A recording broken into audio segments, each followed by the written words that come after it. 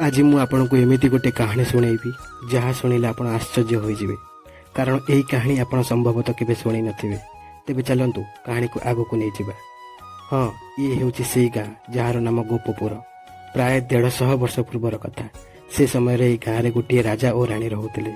से माने दुहे दुहे को अत्यधिक भल पाउतिले, किंतु राजांकर गोटे अजब शौक थिला। से सबुबेले बंसी बजाउतिले। सेई मीठा स्वर रे गोपपुर गाँ मंत्रमुग्ध होई जाउतिला। लोके काम करने भूली जाउतिले, घर छाड़ी बाहरी आसुतिले। धीरे धीरे गाँ लोक मानकर जीवन अस्तव्यस्त हो जावाक लगिला। दिनकर कथा, राजांकर बंशी स्वर एवं रानी सह भल पाइबार दृश्य। गाँ लोक एते चिड़ी गले जे बाध्य होई गाँर शेष भाग कुंठा बरगछरे राजा रानी को नहीं फांसी दे देथिले। मरिबा पूर्वरु राजांकर आखिरे थिला प्रतिशोध अग्नि। रानी मुहरे थिला भयंकर हस। सेही दिन परे गोपपुर केबे साधारण रहिला नाही। लोक माने कहती राति 12टा परे सेही बरगछ पाखरु आज मध्य बंशीर भयंकर स्वर शुणा जाए। आउ जी भी सेही स्वर को अनुसरण करे किंबा बंशी बजेबाकू चेष्टा करे से केबे फेरी आसे ना।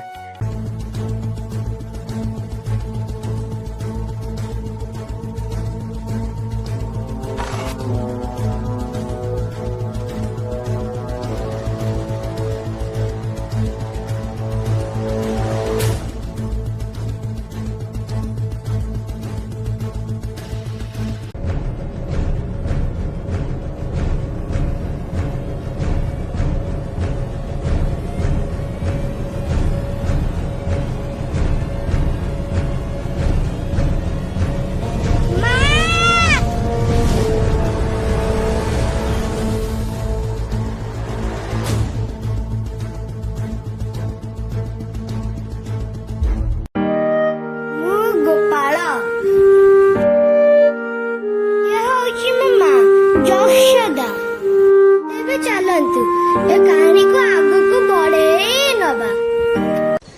गोपाल, ए गोपाल, गोपाल कुआडे गला से केते खोजिबे मु।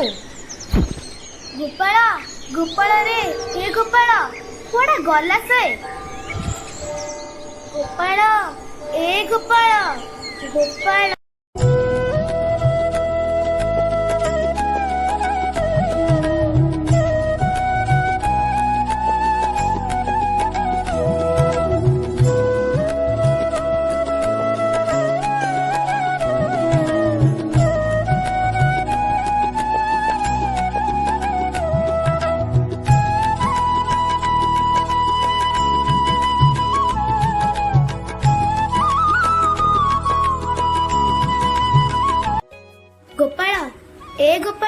टिके सुनिलु।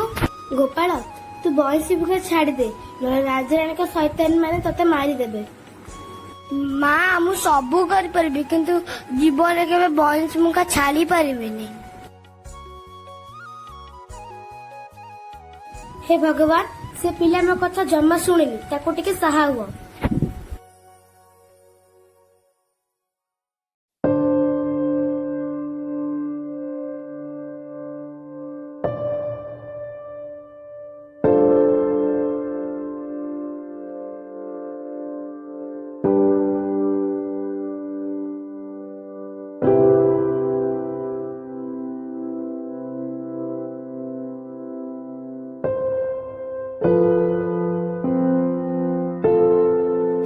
गोपाला एटी बसी कौन भाବୁचु? पाठ पढ़ा पाई तू कौन बंश पुका छाड़ी दबु? तू कुछ भावे ना, जहाँ हबो देखा हबो, तू के आगु को मारी जा।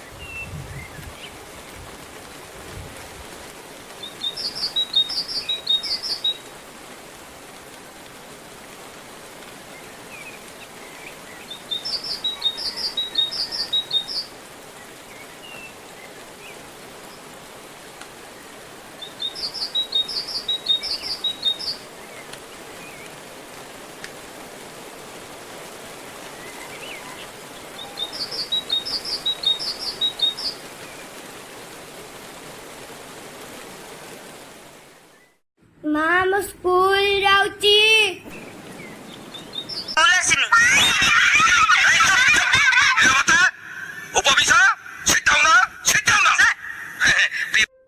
ମା ଗୋଟେ କଥା ପଚାରିବି? ପୁଅ ପଚାର, ଯାହା ପଚାରିବି ପଚାର। ଗୋପପୁରରେ କଣ ଯିଏ ବୟସ ଫୁଙ୍କୁଛନ୍ତି ତାକୁ ରାଜା ରାଣୀଙ୍କ ସହିତ ମାରି ଦଉଛନ୍ତି? ତାର କଣ କିଛି ସମାଧାନ ନାହିଁ? ଶୁଣ ତାହେଲେ, ପ୍ରାୟ 150 ବର୍ଷ ପୂର୍ବର କଥା। ରାଜାରାଣୀକୁ ଲୋକମାନେ ଆମ୍ବ ତୋଟାରେ ଫାଶୀ ଦେଇ ମାରି ଦେଇଥିଲେ। ରାଜାରାଣୀଙ୍କ ଆତ୍ମା କଣ ଏ ଗାଁରୁ କେବେ ଯିବନି? ହଁ, ରାଜାରାଣୀଙ୍କ ଆତ୍ମା ଏ ଗାଁରୁ ପଳେଇବ, କିନ୍ତୁ ତା ପାଇଁ ଗୋଟେ କାମ କରିବାକୁ ପଡିବ।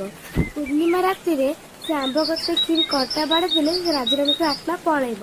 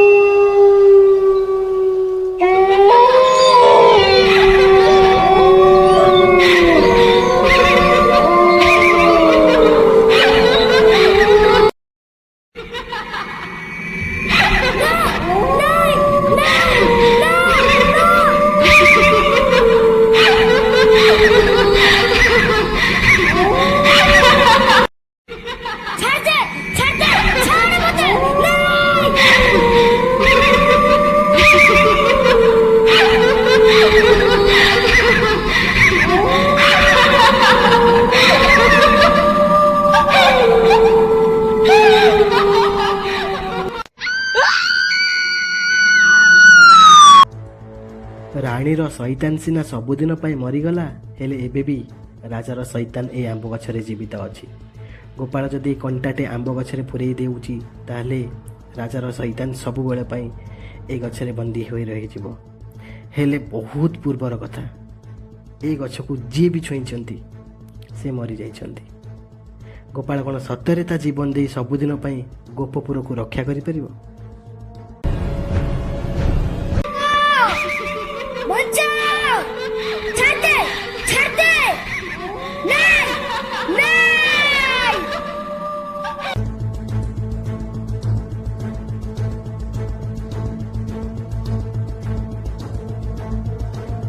ଗୋପାଳ, ଯିଏ ଆଜି ତା ଗାଁ ପାଇଁ ତା ନିଜର ଜୀବନକୁ ସମର୍ପଣ କରିଦେଲା। ଯଶୋଦା ମା ଏବେ କେମିତି ବଞ୍ଚିବ?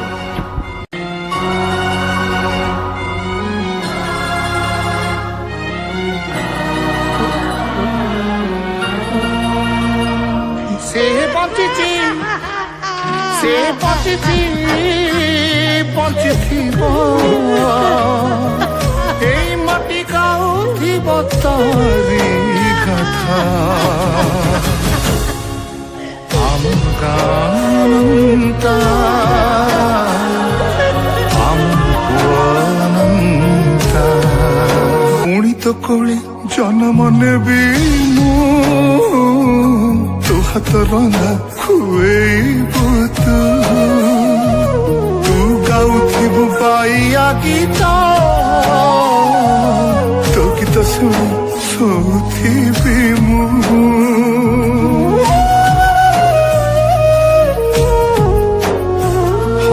ଏଇ ଗାଁ ମାଟି ମୋ ଜୀବନ, ସଭିଙ୍କର କାଳି ମୋ ପାଇଁ ଚନ୍ଦନ, ମନ କହେ ପୁଣି ଚଗଲା ଯୋଡ଼ି ଦେବି ସେଇ ମମତା ବନ୍ଧନ।